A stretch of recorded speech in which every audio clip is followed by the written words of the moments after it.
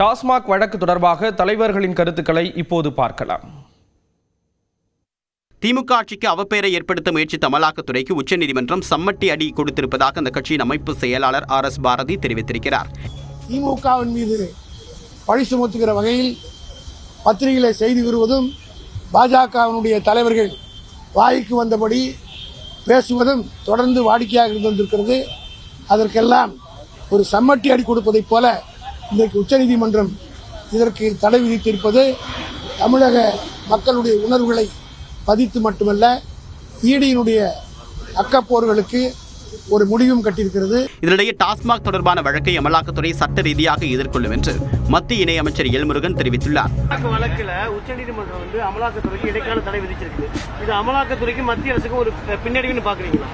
நீங்க கேள்வியே தவறுன்னா, இது அமலாக்கத்துறை மத்திய அரசாங்கத்துக்கு இதில் தொடர்பில்லை.